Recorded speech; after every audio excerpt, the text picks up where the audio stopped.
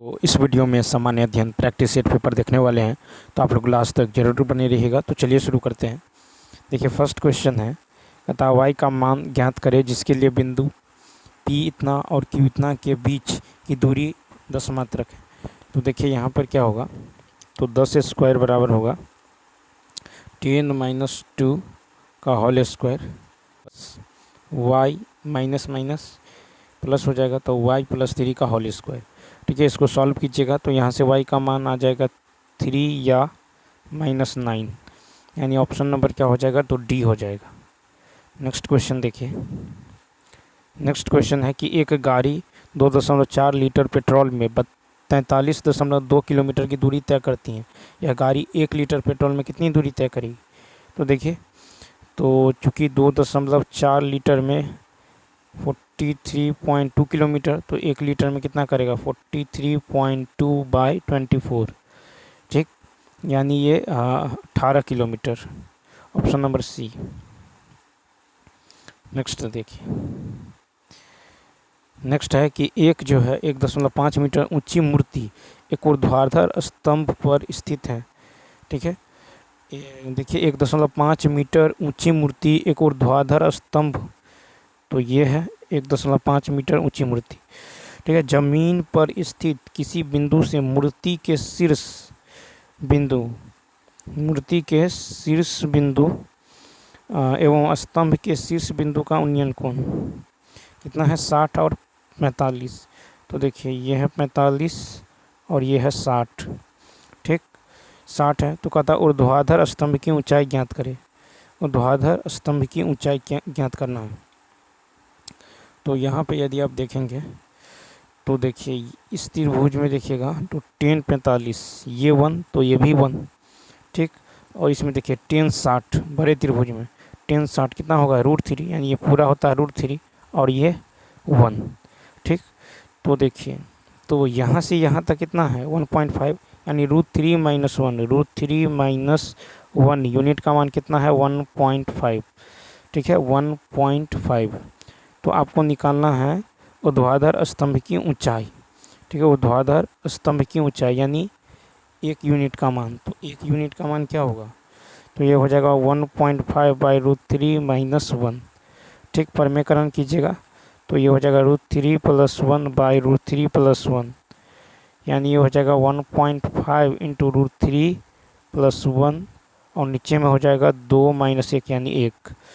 ठीक, तो नीचे में क्या हो जाएगा, सॉरी यहाँ पे 2 हो जाएगा, यानी यानी ये हो जाएगा आपको 1.5 √3 का मान रख दीजिए। तो 1.5 × √3 का मान कितना होता है 1.732 - 1 बट्टा में 2। सॉल्व कीजिएगा, ये आ जाएगा 2.049 मीटर। Option number B. देखिए, एक पुलिसकर्मी एक चोर को 450 मीटर की दूरी से देखा। पुलिसकर्मी ने उसका पीछा करना शुरू किया, जो चोर भी भागने लगा। चोर की चाल और पुलिसकर्मी की चाल इतना है। तो कहता है किसी दूरी दौड़ने के लिए बाद पुलिसकर्मी चोर को पकड़ लेगा। तो यहाँ पे देखिए, तो सबसे पहले जो है चोर और पुलिस के बीच की दूरी कितना है, तो ये है 450। ठीक, तो हमको अभिष्ट दूरी यानी चोर की दूरी निकालना है। तो चाल है कितना, तो यहाँ पे चाल है आपको, तो दूरी है 450। ठीक, यहाँ पे है चाल है, चाल का रेशियो है 7 और 8।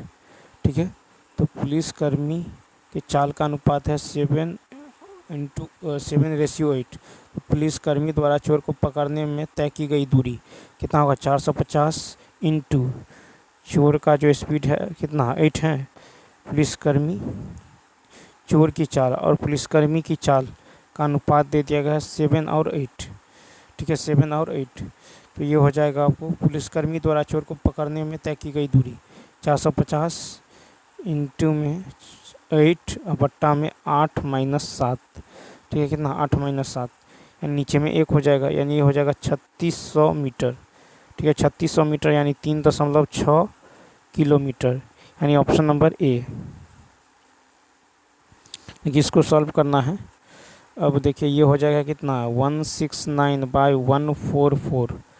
ठीक है, ये है 1 + x/12, यानी ये 13/12। ठीक है, 13/12 बराबर 1 + x बट्टा में क्या होगा 12। तो यहाँ से x/12 का मान निकाल लीजिए। तो x/12 बराबर होगा x/12 बराबर 13/12 - 1, 13/12 - x, यानी x/12 बराबर 1/12। तो x का मान कितना निकल गया 1। ऑप्शन नंबर सी।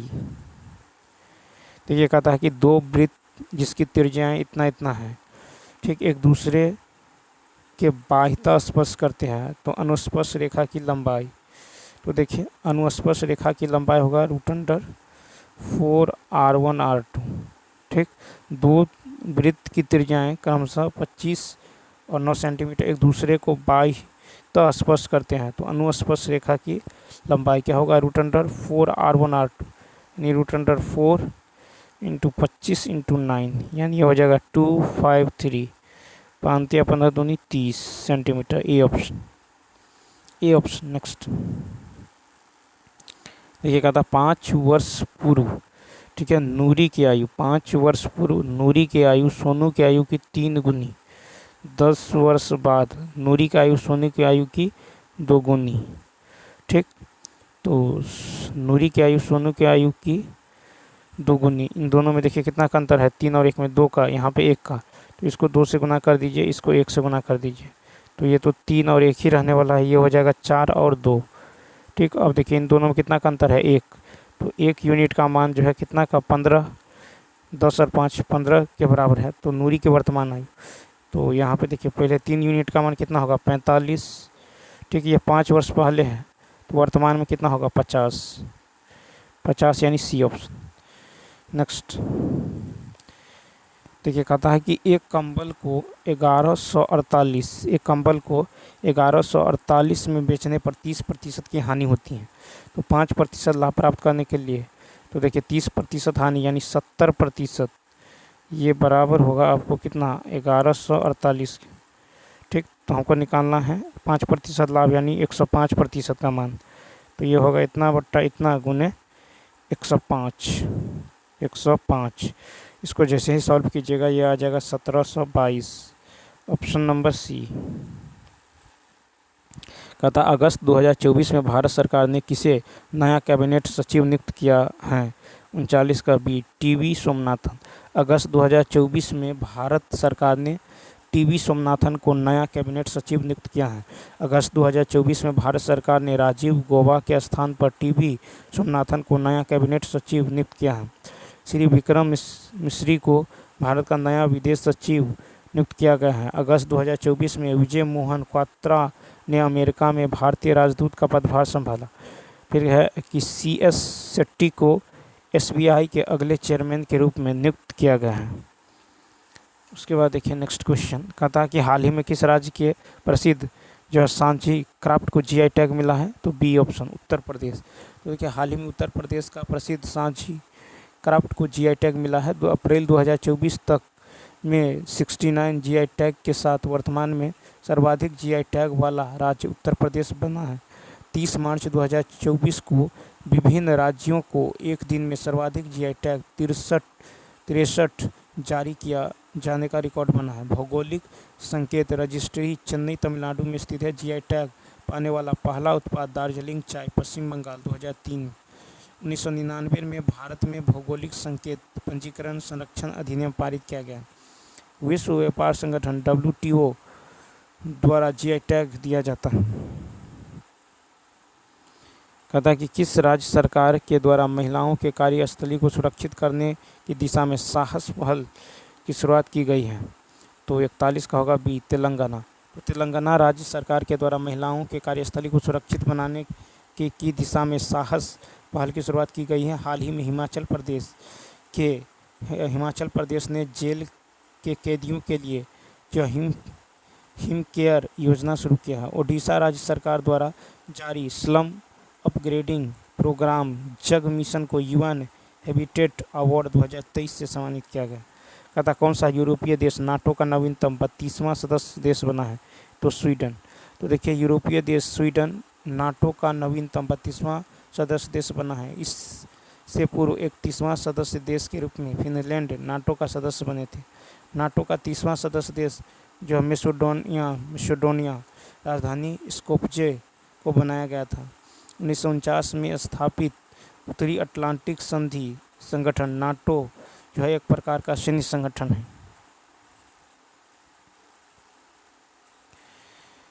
देखिए नेक्स्ट है, कहता कि भारत का पहला जो राष्ट्रीय डॉल्फिन अनुसंधान केंद्र कहाँ स्थापित किया गया है? A option Bihar. तो भारत का पहला राष्ट्रीय डॉल्फिन अनुसंधान केंद्र बिहार में स्थापित किया गया है। भारत का पहला राष्ट्रीय जो है डॉल्फिन अनुसंधान केंद्र बिहार के राजधानी पटना में गंगा नदी किनारे जो है स्थापित किया गया है। भारत सरकार द्वारा गंगीय डॉल्फिन को 2009 में भारत का राष्ट्रीय जलीय जीव घोषित किया गया था। 22 मार्च 2024 को इसरो के द्वारा रियूजेबल लॉन्च व्हीकल 02 का सफल लैंडिंग कराई गई है, जिसका नाम 44 का ए पुष्पक। तो 22 मार्च 2024 को इसरो के द्वारा reusable launch vehicle RLV LX-02 का सफल लैंडिंग कराई गई है, जिसका नाम है पुष्पक। अंतरिक्ष विज्ञान में जो है युवकों को प्रेरित करने हेतु इसरो ने हाल ही में स्टार्ट कार्यक्रम शुरू किया है। हाल ही में मंगल ग्रह पर शोधकर्ताओं द्वारा नोटिक्स ज्वालामुखी की खोज की है। भारत की महिला रोबोट अंतरिक्ष यात्री व्योमित्रा को इसरो द्वारा लॉन्च किया गया है। नेक्स्ट है कि हाल ही में जारी जलवायु परिवर्तन सूचकांक 2024 में जो है भारत के किस स्थान पर रहे हैं? तो 45 का होगा सी 7वां। तो हाल ही में जारी जलवायु परिवर्तन सूचकांक 2024 में भारत 7वें स्थान पर है। जलवायु परिवर्तन सूचकांक को जो जर्मन वॉच एवं क्लाइमेट एक्शन नेटवर्क द्वारा जारी किया गया है। विश्व डिजिटल स्पर्धा रैंकिंग 2023 में भारत की रैंकिंग 49वां है। वैश्विक भूख सूचकांक 2023 में भारत की रैंकिंग 111वां है। फिर विश्व आर्थिक मंच द्वारा जारी वैश्विक ऊर्जा संक्रमण सूचकांक 2023 में भारत 67वें स्थान पर रहा है। अतः 70वां राष्ट्रीय फिल्म पुरस्कार के संदर्भ में सही कथन 46 का होगा डी ऑप्शन। तो देखिए, सूचना एवं प्रसारण मंत्रालय ने 16 अगस्त 2024 को 70वें राष्ट्रीय फिल्म पुरस्कार 2022 के विजेताओं के नाम का ऐलान कर दिया है। राष्ट्रीय पुरस्कार के लिए चुनी गई हस्तियों को अक्टूबर 2024 में अवार्ड से नई दिल्ली स्थित राष्ट्रपति भवन में जो सम्मानित किया जाएगा। 70वां राष्ट्रीय फिल्म पुरस्कार में सर्वश्रेष्ठ अभिनेता का अवार्ड ऋषभ शेट्टी फिल्म कांतारा ने जीता है। फिर है कि नित्या मेनन फिल्म तिरुचित्रम्बलम और मानसी पारेख दी कच्छ एक्सप्रेस को संयुक्त रूप से सर्वश्रेष्ठ अभिनेत्री का पुरस्कार के लिए नामित किया गया है। सर्वश्रेष्ठ हिंदी फिल्म का अवार्ड मनोज वाजपेयी की फिल्म गुलमोहर ने जीता है। सर्वश्रेष्ठ निर्देशक का सम्मान जो स्वराज बारजात्या की उनकी फिल्म ऊंचाई के लिए मिला है। नेक्स्ट देखिए, कहता कि पंडित नेहरू का यादगार भाषण भाग्य के साथ पूर्व निश्चित भेंट दिया गया। ए ऑप्शन 14 अगस्त 1947 को पंडित नेहरू का यादगार भाषण भाग्य के साथ पूर्व निश्चित भेंट 14 अगस्त 1947 को दिया गया। भारत के पहले प्रधानमंत्री जवाहरलाल नेहरू ने 14 अगस्त 1947 की आधी रात को जो भाषण दिया था उसे ट्रिस्ट विद डेस्टिनी के नाम से जाना जाता है। फिर है कि पंडित JL नेहरू ने अपने ऐतिहासिक भाषण दिया जिसमें कहा कि आज रात 12 बजे जब पूरी दुनिया सो रही होगी तब भारत स्वतंत्र जीवन के साथ नई शुरुआत करने जा रही है। जवाहरलाल नेहरू का जन्म जो है 14 नवंबर 1889 को इलाहाबाद उत्तर प्रदेश में हुआ था। इसके पिता का नाम मोतीलाल नेहरू और माता का नाम स्वरूप रानी था। नेहरू ने वर्ष 1912 में बांकीपुर कांग्रेस में एक प्रतिनिधि के रूप में भाग लिया। वर्ष 1929 में नेहरू को भारतीय राष्ट्रीय कांग्रेस के लाहौर अधिवेशन के अध्यक्ष के रूप में चुना गया। गुटनिरपेक्ष आंदोलन नाम को जवाहरलाल नेहरू की सबसे बड़ी भू राजनीतिक उपलब्धि माना जाता है। विक्रमशिला विश्वविद्यालय की स्थापना किसने की थी? C option Dharmpal. विक्रमशिला विश्वविद्यालय की स्थापना धर्मपाल ने की है। विक्रमशिला बिहार के भागलपुर जिला में स्थित है। गंगा नदी के किनारे पहाड़ियों की चोटी पर स्थित यह विश्वविद्यालय जो तांत्रिक बौद्ध धर्म का अध्ययन केंद्र बन गया है। गोपाल ने 750 ईस्वी में पाल वंश की स्थापना की। गोपाल बौद्ध धर्म के अनुयायी था, जिसने उदंतपुरी में एक मठ का निर्माण करवाया। गोपाल के बाद उसका पुत्र धर्मपाल 770 ईस्वी में सिंहासन पर बैठा।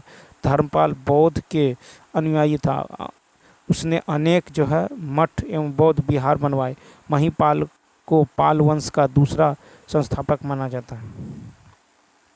कहता पुरी में जगन्नाथ मंदिर को किसने ध्वस्त किया? 49 का बी, फिरोज शाह तुगलक।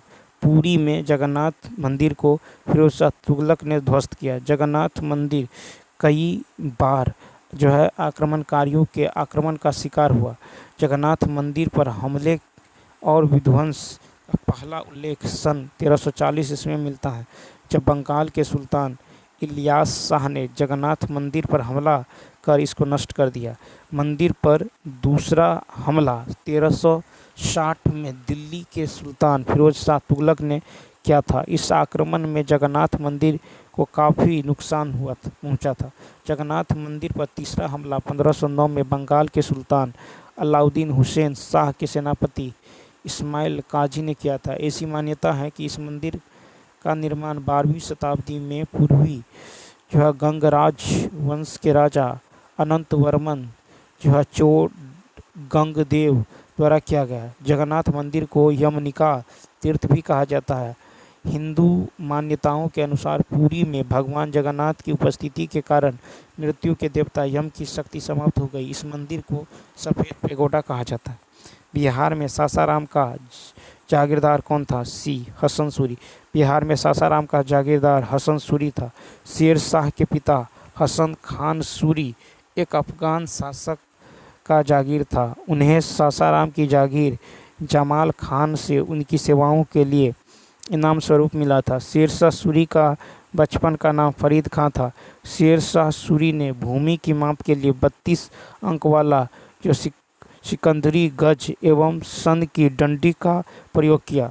शेर शाह ने सोने के सिक्के जो असरफी, चांदी का सिक्का, रुपया तथा तांबे का दाम नामक सिक्के चलवाए। शेर शाह का उत्तराधिकारी उसका पुत्र जो इस्लाम शाह था।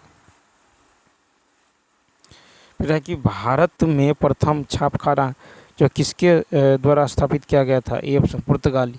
तो भारत में प्रथम छापखाना पुर्तगाली द्वारा स्थापित किया गया था। भारत में पहला प्रेस 1550 के दशक में पुर्तगालियों द्वारा शुरू किया गया था। फिर है कि भारत का पहला प्रिंटिंग प्रेस 1556 में जो है सेंट पॉल कॉलेज गोवा में स्थापित किया गया था। पहली किताब पुर्तगाली मिशनरियों ने 1557 में प्रकाशित की थी। फ्रांसिस्को डी अल्मीडा 1505 से 1509 भारत में पहला जो है पुर्तगाली वायसराय बनकर आया था। फ्रांसिस्को डी अल्मीडा भारत पर एक प्रभुत्व स्थापित करने के लिए मजबूत सामुद्रिक नीति का संचालन किया, जिसे ब्लू वाटर पॉलिसी अथवा शांत जल की नीति कहा जाता है। पुर्तगालियों के पश्चात डचों का आगमन हुआ। डच हॉलैंड वर्तमान नीदरलैंड के निवासी था। पुर्तगाल भारत में यूरोपीय व्यापारिक शक्तियों के आगमन का क्रम है। पुर्तगाली, उसके बाद डच, अंग्रेज, डेनिश और फ्रांसीस। 1882 के भारतीय शिक्षा आयोग का अध्यक्ष कौन था? B, W Hunter. 1882 के भारतीय शिक्षा आयोग का अध्यक्ष डब्ल्यू हंटर था। भारत के तत्कालीन गवर्नर जनरल लॉर्ड रिपन ने सर विलियम्स हंटर की अध्यक्षता में 3 फरवरी 1882 को पहला जो है भारतीय शिक्षा आयोग नियुक्त किया। डब्ल्यू हंटर का कार्य 1854 के वुड्स डिस्पैच के बाद देश में शिक्षा के क्षेत्र में हुई प्रगति का मूल्यांकन करना था। हंटर आयोग का मुख्य सुझाव प्राथमिक तथा माध्यमिक शिक्षा से संबंधित था। हंटर आयोग की सिफारिशों के लागू होने के बाद अगले 2 दशक तक देश में शिक्षा का उल्लेखनीय विकास हुआ तथा पंजाब विश्वविद्यालय 1882, इलाहाबाद विश्वविद्यालय 1887 की स्थापना हुई। चार्ल्स वुड डिस्पैच 1854 को भारतीय शिक्षा का मैग्ना कार्टा कहा गया। फिर है कि रेले आयोग 1902 विश्वविद्यालय शिक्षा का आकलन करने तथा उनकी कार्यक्षमता के संदर्भ में सुझाव देते हुए टॉमस रेले की अध्यक्षता में एक आयोग का गठन किया गया। नेक्स्ट है कि परमहंस मंडली महाराष्ट्र में कब स्थापित की गई? C option 1849। तो परमहंस मंडली महाराष्ट्र में 1849 में स्थापित की गई। परमहंस मंडली की स्थापना दादोबा पांडुरंग और रामचंद्र जयकर ने की थी। कहता इसके संस्थापक एक ईश्वर में विश्वास करते थे और मुख्य रूप से जाति के नियमों को तोड़ने की बात करते थे। इसकी बैठकों में सदस्य निम्न जाति के लोगों द्वारा पकाया गया भोजन ग्रहण करते थे। वे महिलाओं की शिक्षा और विधवा पुनर्विवाह में भी विश्वास करते थे। महाराष्ट्र के युवा शिक्षित ब्राह्मण मंडली में शामिल हुए, लेकिन 1860 के बाद यह आंदोलन ध्वस्त हो गया। 1828 में राजा राम मोहन राय ने ब्रह्मा समाज सभा की स्थापना कलकत्ता में की, जिसे बाद में ब्रह्मा समाज कहा गया। राजा राम मोहन राय को जो है भारत में नवजागरण के अग्रदूत, सुधार आंदोलन प्रवर्तक, आधुनिक भारत का पिता, नव प्रभाव का तारा एवं भारतीय पत्रकारिता का जनक कहा जाता है। देखिए नेक्स्ट है, कहता भारत के लिए रैयतवारी व्यवस्था की वकालत किसने की थी? C option Thomas Munro.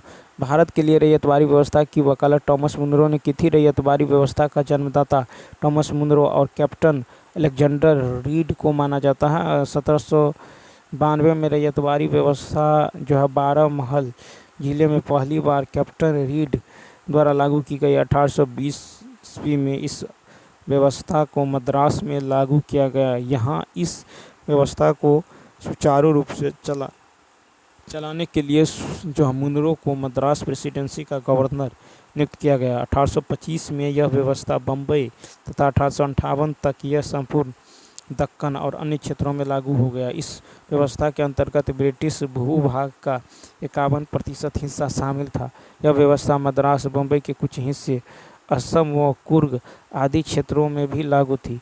यह लगभग 30 वर्षों के लिए लागू की गई। इसकी दर 1/3 निश्चित की गई, लेकिन वसूली अधिक किया जाता था। ठीक है, यह व्यवस्था अस्थायी नहीं थी। लगान का पुनर्निर्धारण किया जाता था। नेक्स्ट,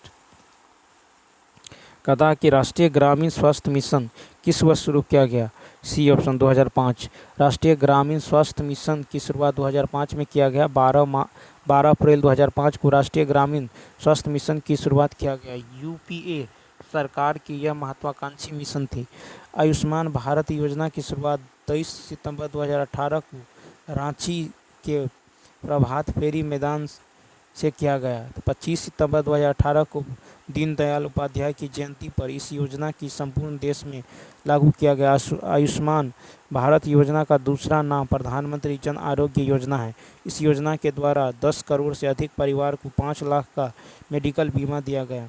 इंद्रधनुष मिशन का संबंध चिकित्सा से है, जिसके अंतर्गत 7 बीमारी के टीके देने से प्रारंभ हुआ था। वर्तमान में 12 रोगों के टीके का प्रावधान इसके अंतर्गत है।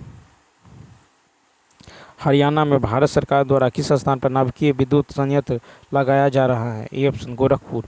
तो हरियाणा में भारत सरकार द्वारा गोरखपुर नामक स्थान पर जो है नाभिकीय विद्युत संयंत्र लगाया जा रहा है। फिर है कि देखिए, प्रस्तावित नाभिकीय रिएक्टर और राज्य जैसे कोवारा ये आंध्र प्रदेश में, जैतपुर महाराष्ट्र में, माही बांसवाड़ा राजस्थान, चुटका मध्य प्रदेश और कवाली आंध्र प्रदेश। नाभिकीय रिएक्टर द्वारा नाभिकीय ऊर्जा का परिवर्तन ऊष्मीय ऊर्जा में होता है। नाभिकीय रिएक्टर का निर्माण सर्वप्रथम एनरिको फर्मी ने किया था। नेक्स्ट है कि मात्रा के संदर्भ में विश्व की सबसे बड़ी मीठे जल की झील कौन सी है? सी ऑप्शन बैकाल झील। तो देखिए, मात्रा या आयतन के संदर्भ में विश्व की सबसे बड़ी मीठे जल की झील जो है बैकाल झील है। बैकाल झील विश्व की सबसे गहरी झील है। बैकाल झील रूस के साइबेरिया क्षेत्र के दक्षिण भाग में 2 राज्यों जो है इरकुत्स्क और ओब्लास्त और ब्रियात गणतंत्र की सीमा पर स्थित है। यूनेस्को ने बैकाल झील को विश्व धरोहर की सूची में शामिल किया है। इस झील की अधिकतम ऊंचाई गहराई जो है 1600 मीटर से अधिक और औसतन गहराई 740 मीटर से अधिक है। विश्व की सबसे बड़ी मीठे पानी का झील सुपीरियर झील है। विश्व की सबसे बड़ी मीठे पानी की झील सुपीरियर झील। विश्व में सबसे ऊंचाई पर अवस्थित झील टिटिकाका झील है। विश्व में सबसे ऊंचाई पर अवस्थित झील टिटिकाका झील है। टिटिकाका झील पेरू एवं बोलीविया की सीमा पर स्थित है। भारत की सबसे बड़ी मीठे पानी का झील वुलर झील है। भारत की सबसे बड़ी मीठे पानी का झील वुलर झील। और भारत का सर्वाधिक नमकीन झील सांभर झील। भारत का सर्वाधिक नमकीन झील सांभर झील। कहता किस भारतीय राज्य में पवन ऊर्जा उत्पादन सबसे अधिक? C option Tamil Nadu. तो देखिए भारतीय राज्य तमिलनाडु में पवन ऊर्जा उत्पादन सबसे अधिक है। भारत में पवन ऊर्जा उत्पादक राज्यों में शामिल है तमिलनाडु, महाराष्ट्र, गुजरात, राजस्थान, कर्नाटक, मध्य प्रदेश और केरल। कहता गतिशील वायु से उत्पन्न की गई ऊर्जा को गतिज ऊर्जा कहते हैं। हवा का क्षैतिज प्रवाह पवन कहलाता है। यदि हवा की गति 8 से 23 मीटर प्रति सेकंड है तो 12 हेक्टेयर में 1 मेगावाट विद्युत ऊर्जा का उत्पादन किया जा सकता है। पवन ऊर्जा एक नवीकरणीय ऊर्जा का स्रोत है। पवन ऊर्जा बनाने के लिए हवादार जगहों पर पवन चक्कियों को लगाया जाता है, जिसके द्वारा वायु की गतिज ऊर्जा यांत्रिक ऊर्जा में परिवर्तित हो जाती है। यह इस यांत्रिक ऊर्जा को जनयंत्र की मदद से विद्युत ऊर्जा में परिवर्तित किया जा सकता है। विश्व के प्रमुख पवन ऊर्जा उत्पादक देश में चीन, यूएसए, ब्राज़ील, स्पेन, भारत शामिल है। असम में सबसे पहला तेल कुआं कहाँ जो है खोजा गया? B option Digboi. तो देखिए असम में सबसे पहला तेल कुआं डिगबोई में खोजा गया था। डिगबोई तेल शोधक कारखाना जो है एशिया का सबसे पुराना तेल शोधक कारखाना। डिगबोई तेल कारखाना 1901 ईस्वी में स्थापित किया गया। भारत में सबसे बड़ा तेल शोधक कारखाना निजी क्षेत्र में जामनगर तेल शोधक कारखाना है। विश्व में सर्वप्रथम तेल की खुदाई 1859 ईस्वी में यूएसए में किया गया था। खनिज तेल अवसादी चट्टान से प्राप्त होता है। नेक्स्ट देखिए कहता है कि भारत में किस राज्य में उर्वरक की सबसे अधिक खपत होती है? तो 60 का होगा बी पंजाब। तो भारत में पंजाब राज्य में उर्वरक की सबसे अधिक खपत होती हैं। पंजाब में प्रति हेक्टेयर उर्वरक खपत 245 किलो से अधिक है। भारत में सर्वाधिक कीटनाशकों का प्रयोग करने वाले राज्यों में शामिल है महाराष्ट्र, उत्तर प्रदेश, तमिलनाडु, आंध्र प्रदेश, पश्चिम बंगाल। भारत जो है यूरिया के उत्पादन में आत्मनिर्भर प्राप्त कर चुका है। पोटाश उर्वरक के लिए भारत आयात पर निर्भर है। क्षेत्रफल की दृष्टि से विश्व का छठा सबसे बड़ा देश कौन सा है? C option Australia. क्षेत्रफल की दृष्टि से विश्व का छठा सबसे बड़ा देश ऑस्ट्रेलिया है। विश्व के क्षेत्रफल की दृष्टि से देशों का क्रम पहला पे है रूस, दूसरा पे है कनाडा, ठीक है, रूस, कनाडा, तीसरा पे है चीन। पहला पे रूस, दूसरा पे कनाडा, तीसरा पे चीन, चौथा पे है अमेरिका, ठीक है, पाँचवा पे है ब्राज़ील, ठीक है, 5 पे है ब्राज़ील, 6 पे है ऑस्ट्रेलिया और 7 पे है भारत, ठीक है। तो रूस, कनाडा, फर्स्ट पे रूस, सेकंड पे कनाडा, थर्ड पे है चीन, फोर्थ पे है अमेरिका, 5 पे है ब्राज़ील, 6 पे है ऑस्ट्रेलिया, 7 पे है भारत। विश्व में सर्वाधिक आबादी वाला देशों का क्रम फर्स्ट पे है भारत, दूसरा पे है चीन, तीसरा पे है अमेरिका, चौथा पे है इंडोनेशिया। विश्व का सबसे बड़ा महादेश एशिया महादेश। विश्व का सबसे बड़ा महादेश एशिया महादेश। एशिया का सबसे बड़ा देश क्षेत्रफल में रूस का क्षेत्रीय विस्तार यूराल पर्वत के पश्चिम में भी है, अर्थात यूरोप में भी है। एशिया का सबसे उत्तरी देश है रूस। एशिया का सबसे उत्तरी देश है रूस। एशिया का सबसे दक्षिणी देश है इंडोनेशिया। एशिया का सबसे पूर्वी देश है इंडोनेशिया और दक्षिणी देश भी इंडोनेशिया। एशिया का सबसे पश्चिमी देश है तुर्की। ऑस्ट्रेलिया एकमात्र ऐसा महाद्वीप है जो पूरी तरह से दक्षिण गोलार्ध में है तथा मकर रेखा ऑस्ट्रेलिया महाद्वीप के बीचों बीच से गुजरती है। ऑस्ट्रेलिया महादेश को जो है द्वीपीय महादेश भी कहते हैं। ऑस्ट्रेलिया महाद्वीप सबसे छोटा महाद्वीप। नेक्स्ट क्वेश्चन की यदि बात करें, कहता है कि किस नदी के विस्तार क्षेत्र को जो है राष्ट्रीय जलमार्ग 2 कहा जाता है? राष्ट्रीय जलमार्ग 2। तो ब्रह्मपुत्र नदी के विस्तार क्षेत्र को राष्ट्रीय जलमार्ग 2 कहा जाता है। C option. 1988 में धुबरी से सादिया तक 891 किलोमीटर तक को राष्ट्रीय जलमार्ग संख्या 2 घोषित किया गया है।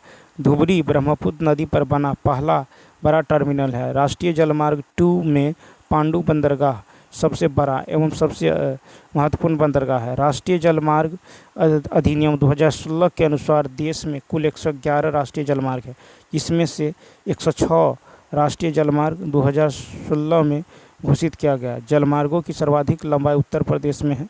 राष्ट्रीय जलमार्ग 1 इलाहाबाद से हल्दिया तक और गंगा और हुगली नदी से संबंध है, 1620 किलोमीटर।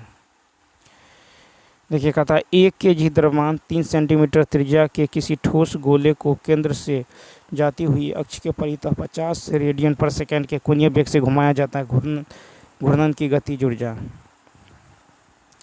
तो यहाँ पे देखिए, तो घूर्णन की गतिज ऊर्जा 9/20 जूल, ठीक है, 9 बट्टा कितना होगा, 9/20 जूल, और m बराबर है 1 kg, r बराबर है 3 सेंटीमीटर यानी 0.03 मीटर, और ओमेगा बराबर है 50 रेडियन पर सेकेंड। तो घूर्णन की गतिज ऊर्जा होता है 1/2 I ओमेगा स्क्वायर, यानी 1/2 × 2/5 mr² इंटू ओमेगा, ठीक है।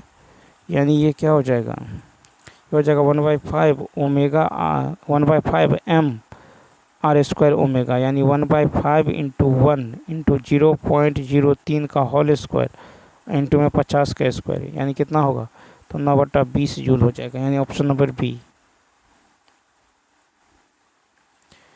देखिए कहता है कि दीर्घाकार आवर्त सारणी में किस आवर्त तथा समूह में इलेक्ट्रॉनों की संख्या सबसे अधिक होती है। तो यहाँ पे देखिए, यहाँ पे राइट आंसर होगा बी ऑप्शन, यानी 6वां आवर्त तथा तीसरा समूह। तो दीर्घवृत्ताकार आवर्त सारणी में 6वां आवर्त तथा तीसरे समूह में इलेक्ट्रॉनों की संख्या सर्वाधिक होती है। जितना आवर्त होते हैं उतना ही कक्षाएं होती हैं, जिससे आवर्त की संख्या उतनी ही अधिक होती है। आवर्त सारणी में 7 आवर्त तथा 18 वर्ग हैं। प्रथम आवर्त में 2 तत्व तथा छठे आवर्त में 32 तत्व होते हैं। यहाँ पे देखिए कि जड़त्व आघूर्ण का ऐसा मात्रक होता है किलोग्राम मीटर स्क्वायर, ठीक। नेक्स्ट क्वेश्चन की यदि बात करें 65,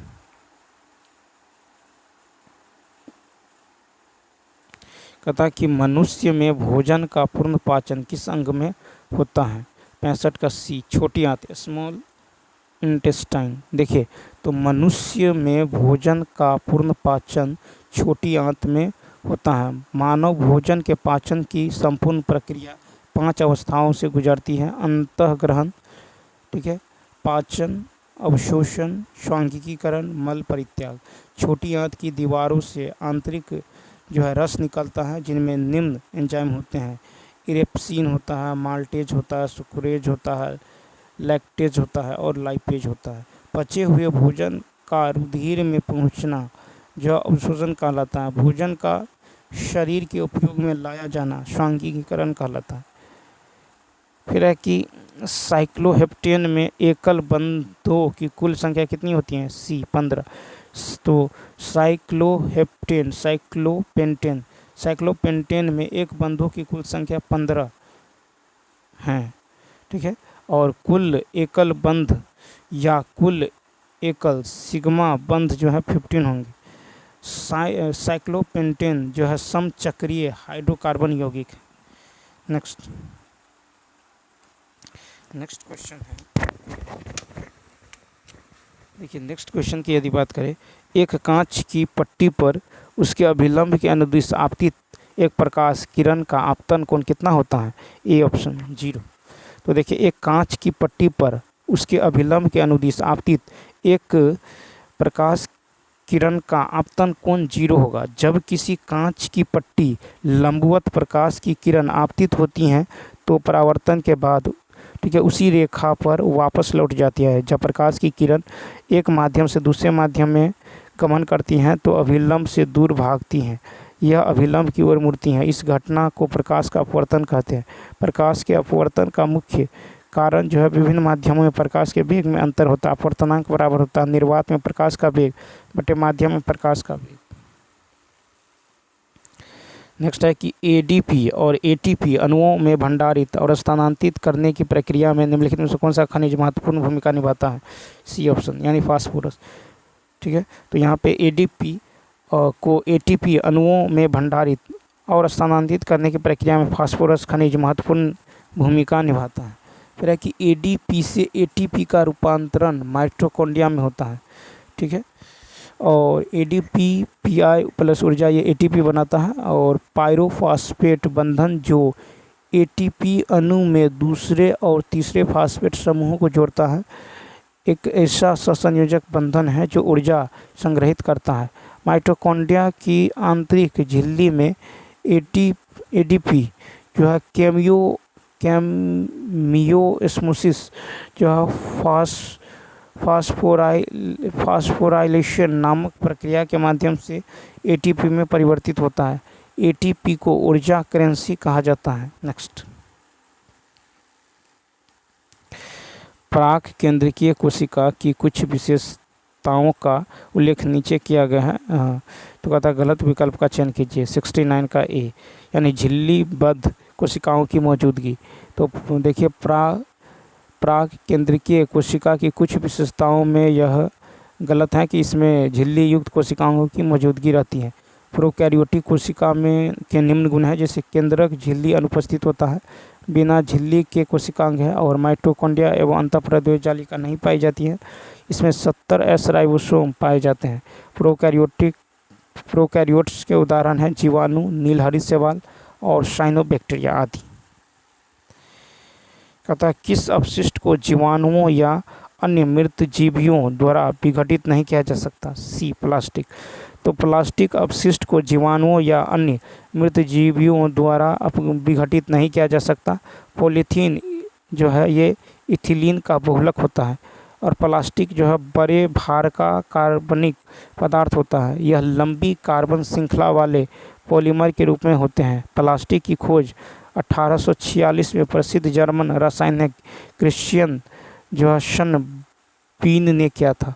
प्लास्टिक जो है ग्रीक भाषा के प्लास्टिको शब्द से हुई है, जिसका अर्थ है ढालना।